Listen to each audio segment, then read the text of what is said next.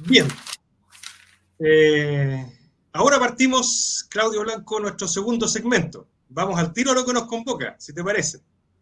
Sin conteo, sin nada.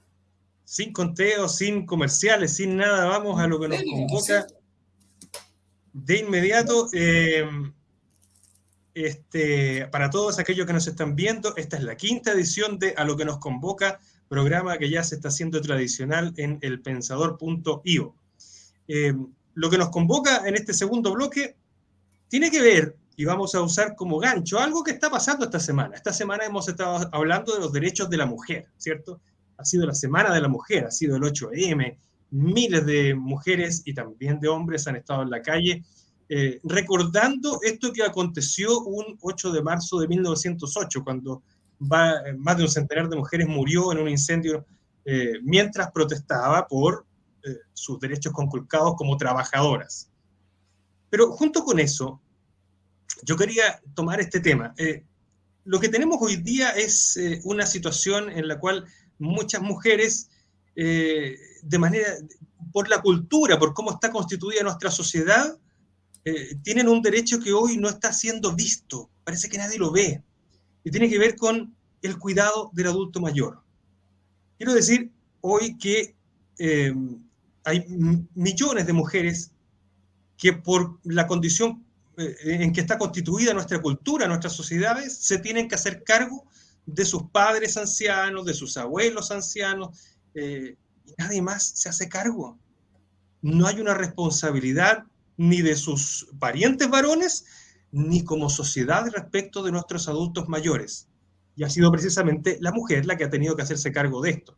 Lo tomo como un elemento inicial, el tema, por cierto, tiene que ver con derechos de la mujer, pero también tiene que ver, y sobre todo tiene que ver, con una conciencia social respecto de nuestros adultos mayores. En sociedades que están envejeciendo, cada vez los adultos mayores están más desprotegidos. Las únicas personas que la protegen generalmente son las mujeres, las hijas o las nietas. Eh, y ahí entramos entonces en qué pasa con nuestros adultos mayores. ¿Dónde están siendo cuidados? eh, ¿Quién se está haciendo cargo de ello? Nos vino un dolor al corazón, Claudio, no sé si te pasó a ti, pero a mí me pasó como sociedad cuando apareció este documental que ganó el Oscar, ¿no? ¿Cómo se llamaba? El agente Topo. Y listo, después del dolor al corazón como que nos quedamos indiferentes. No ha habido ningún cambio en la política pública respecto de los adultos mayores y tampoco en intervenciones de cambio cultural para que los adultos mayores estén más protegidos. Y ahí yo te quería pasar la pelota a ti, Claudio, porque tú sabes de este tema, has estudiado este tema y conoces la legislación en relación con el cuidado de los adultos mayores. A ver, Álvaro, es un tema que tiene muchas aristas. Más allá del ámbito profesional, en realidad me la dejaste votando para hablar también de una perspectiva bastante personal. Eh, Primero que todo, indicar que todos vamos a ser viejos, todos vamos a llegar a ser adultos mayores. Bueno, se entiende por adulto mayor la persona que ha cumplido más de 60 años, hombre o mujer. Entonces, no hay una distinción acá como la edad de jubilación, que es distinta para los hombres y mujeres. No, la persona mayor de 60 años es adulto mayor. Entonces, yo sé que a ti te quedan 2 años para ser adulto mayor y y eso es importante porque tienes que tener presente, Pero soy eh, joven de espíritu, como es. ¿no? Y espíritu va a ser mucho, mucho más joven, pero te queda poco tiempo para llegar a ser adulto mayor, hablando en serio. Eh, Mira, yo soy hijo de una persona que era adulto mayor. Mi papá tenía una diferencia de 52 años conmigo. Entonces, toda mi infancia yo crecí con un adulto mayor. Yo viví muchos años con él y me tocó ver lo que tú indicabas, que no solamente un tema de mujeres que se hacen cargo de los adultos mayores, porque, claro, históricamente y se ha tratado de entender que la mujer se postergaba, incluso las primeras mujeres que no se casaban, que no tenían, digamos, una familia propia constituida, se quedaban al cuidado del padre y la madre. Así es. Y ellas eran justamente las responsables de esta vejez de los padres. Era como una carga que tenían las hijas principalmente, porque ahí ya tenemos un tema asociado a lo que estás hablando esta semana, del 8 de marzo, justamente una sociedad marcada justamente por un tema patriarcal que hacía que la mujer se quedara el cuidado de los adultos mayores. Pero los tiempos cambian y no solamente las mujeres tenían derecho o la obligación de quedarse a cargo, sino también tenían el derecho y lo han tenido de buscar camino propio. Y ahí nos encontramos con otro problema más grave todavía, que es aquellos adultos mayores que se quedan solos sin ningún tipo de ayuda de los hijos. Y hablo no solamente de la obligación moral que podría haber tenido el primogénito, sino todos los hijos. En ese sentido, las pensiones en Chile son bajísimas. Hoy día existe, claro, una pensión garantizada universal que ha mejorado justamente la pensión de los adultos mayores, pero la población de adulto mayor, no olvidemos que tiende a aumentar justamente en nuestra población. Estamos envejeciendo y eso es una realidad objetiva. Y como cifra, por ejemplo, para que nos hagamos una idea, el 16% de la población de nuestro país es adulto mayor. Esto significa que cerca de 3 millones de personas, lo que podría ser casi la población de Uruguay. Imagínate lo que es Uruguay y que fuera todo Uruguay población adulto mayor. Eso es más o menos lo que es Chile hoy. Y así, bueno, nos encontramos con un problema además de esta indefensión y este abandono que tienen los adultos mayores. Es ahí donde yo creo que hay un problema que la sociedad no se ha hecho cargo, porque todo se encarece, aparecen las enfermedades, aparecen naturalmente gastos de remedio, ¿cierto? La pensión básica garantizada universal de 185.000 pesos, si bien es una ayuda importante, pero tampoco deja de ser una gran ayuda para los gastos de cualquier persona. O sea, tú en un arriendo gastas mínimo 300, 400.000 pesos por parte baja. Y de ahí no te alcanza ni siquiera para el arriendo. ¿Qué comes? Entonces, es un temón y es un problema que nos encontramos justamente con que existen hijos que dejan abandonados a sus padres y los hijos tienen muy buen trabajo, tienen una tremenda casa, se pueden dar viajes de placer por el mundo. ¿Y qué hacemos con esos adultos mayores?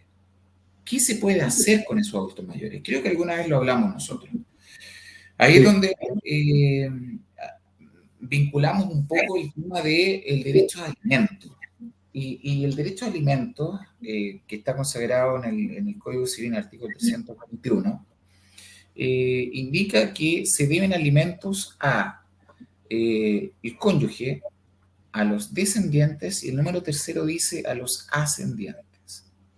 Esa es una tarea que no ha sido abordada desde el punto de vista legal, desde una forma responsable, diría yo, por alguna organización o por los mismos abogados que se dedican especialmente al derecho de familia, en demandar alimentos a los hijos, ¿ya? A los hijos cuando los padres no tienen las posibilidades de autosustentarse. Exactamente. Y aquí hay un error conceptual muchas veces que es un error común. El derecho a alimentos se mal ha entendido justamente por muchas personas como el derecho a comer. Y el derecho a alimentos es un derecho de un concepto genérico, muy amplio, que incluye salud, educación. Para el caso de los adultos mayores ya sería, no sería educación, pero sería recreación, por ejemplo, vestuario, vivienda, remedios. O sea, los elementos que son indispensables para la dignidad de la vida. No es solo alimentarse. No es solamente comer, no es solamente comer. Y eso es un sentido de responsabilidad también que tienen que tener los hijos. Ojo, esto es un problema social, porque tú eres hijo y bueno, y también eres padre. Yo no creo que tú haya recibido un ejemplo, una herencia que diga que tú vas a ser un mal hijo, o que quisieras que tu hijo replicara lo que tú hiciste con tu padre si que fue malo. Entonces, es un problema también conceptual súper importante, porque tú como padre quieres lo mejor para tu hijo, pero con la esperanza también de que tu hijo sea un buen hijo.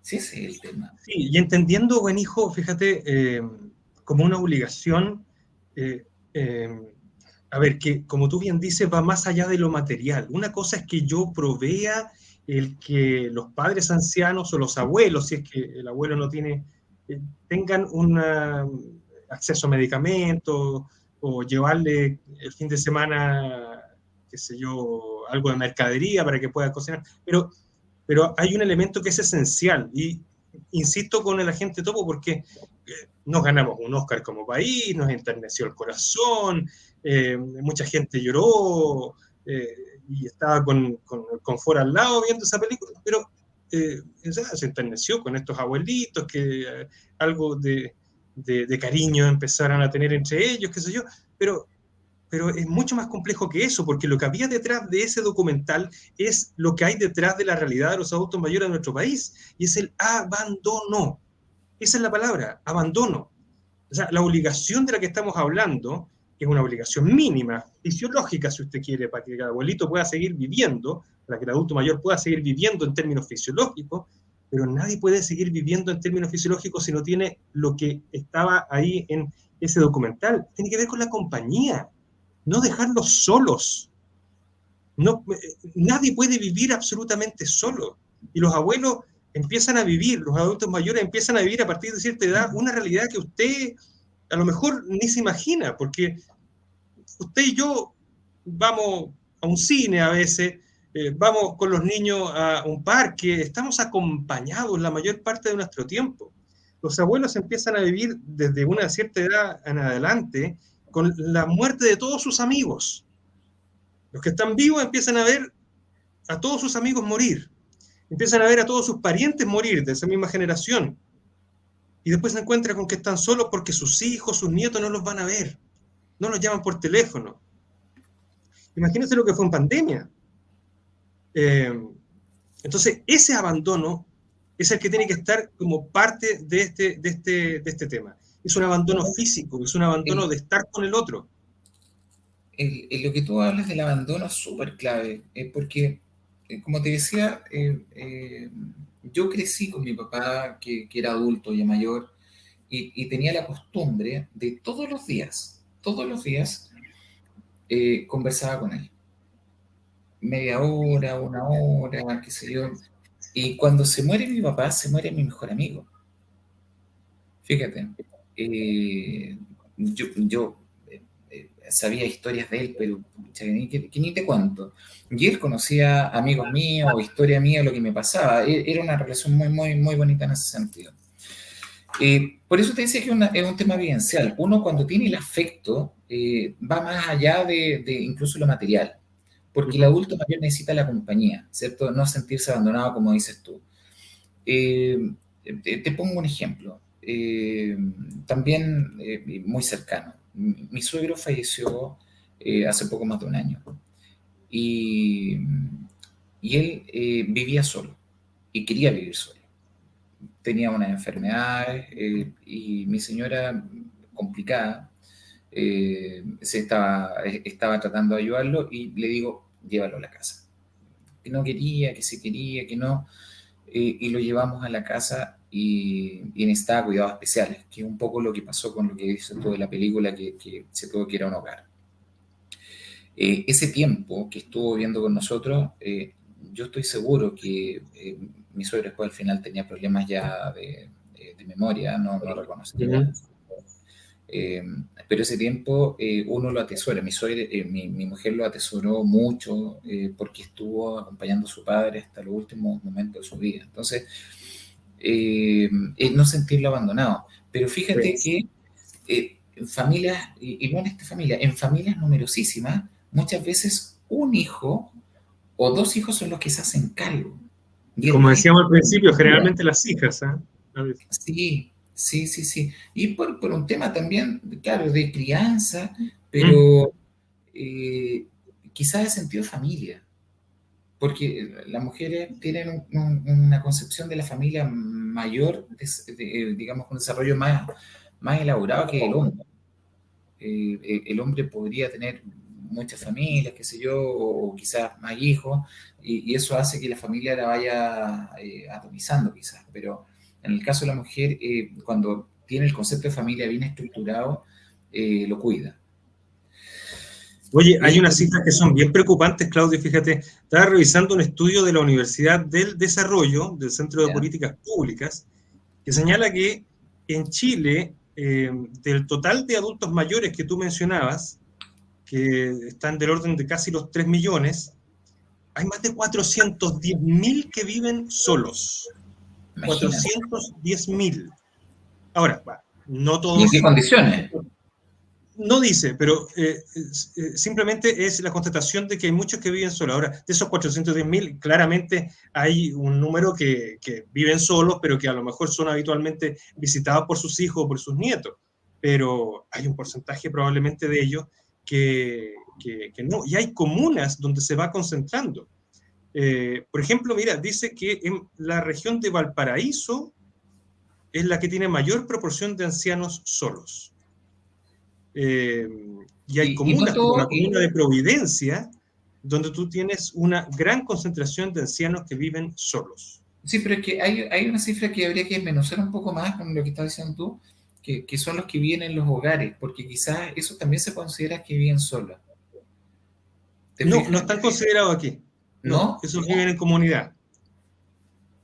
Esos viven en comunidad. Ahora, en comunidad relativa, porque como bien vimos en el agente topo, pero aquellos que hemos tenido una vida visitando hogares y con también parientes en hogares, sabemos que en general es una compañía bien relativa, eso de vivir en un hogar. Si bien es cierto, tú estás, entre comillas, acompañado o acompañada, en realidad estás solo, porque la compañía que tú necesitas es la compañía de tu familia, es la que te vayan a ver desde tu familia.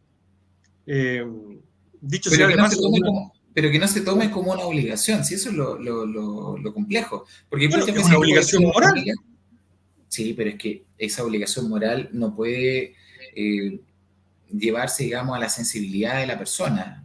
Por ejemplo, un niño que no tiene de 10 años, 15 años, no sé, que tiene que ir casi obligado a ver a los abuelos, o al abuelo o a la abuela que están solos, y va con cara de lata, cara de 2 metros, 3 metros, que no quiere hablar, que no quiere escuchar. Es verdad, entonces, pero ahí también hay una labor. Pero es que ahí también hay una labor de los padres, también a veces de los mismos abuelos, en el sentido de hubo una cultura en la que a lo mejor no había tanta demostración de afecto y no se generó ese lazo con ese nieto que tú dices que probablemente va con la cara de 3 metros. Pero... Yo tengo un grupo de amigos que de hecho tú conoces a algunos amigos míos que son viejos, son bastante viejos. Y una de las cosas más ricas del grupo de amigos que nos juntamos, a veces una vez a la semana, es justamente esa posibilidad de integrar. Uno aprende tanto de los adultos, tanto, y uno creo que también entrega harto a esas personas que también se nutren justamente de este aprendizaje mutuo.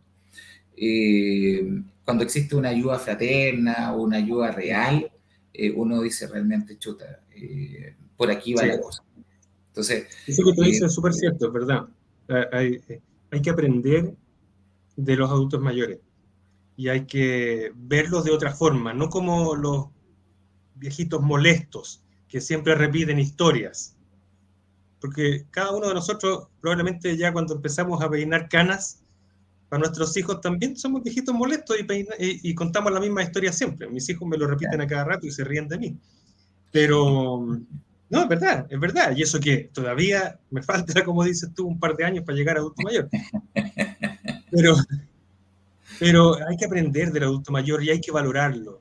Es cierto, como te decía, que hay generaciones donde probablemente no se cultivaba el afecto, pero aún así aprendamos de eso que era una falencia social y una falencia cultural. y entreguémosle el afecto que se merecen a los adultos mayores. Nótese que hemos querido abordar el tema de los adultos mayores hoy día a lo que nos convoca desde un punto de vista distinto, porque todo el mundo se aborda este tema habitualmente desde el punto de vista de las malas pensiones, que ya es un sufrimiento de llegar a la vejez. Hemos querido abordarlo desde el tema espiritual, emocional, de el abandono. Y cómo ese abandono a veces es suplido solo por una parte de la familia que culturalmente tiene, entre comillas, la carga de cuidar a los más viejos. Lo que queremos decirle a aquellos lectores, que tenemos muchísimos lectores adultos mayores en nuestros segmentos de lectores en el Pensador.io, queremos decirle, los valoramos, y queremos decirle a sus hijos que tienen una obligación legal, que está en el artículo 321 del Código Civil. Cumplan con esa obligación legal y cumplan también con la obligación moral. Claudio, nos pilló el reloj. ¿Quieres cerrar? Sí, pilló el reloj. Pucha, mira, complementando un poco tus ideas finales, hacer un llamado a la familia en realidad, a un cambio cultural, a un cambio de la sociedad. Como dije al comienzo de este bloque, todos vamos a ser adultos mayores en algún momento, un poco antes, un poco después, pero estamos en ese camino y es inevitable. La vejez es la peor de las dictaduras y no podemos escaparnos justamente a ese camino. Así que esperar tener una buena vejez, esperar hacer buenas cosas, buenas obras en la vida, porque así también a uno lo recuerdan. Afortunadamente, bueno, nosotros, Álvaro, tenemos amigos en común que son adultos mayores y a los cuales queremos mucho y aprovechamos de mandarle un saludo a estos amigos que ellos saben quiénes son. Y algunos que han partido a otros caminos, ¿cierto?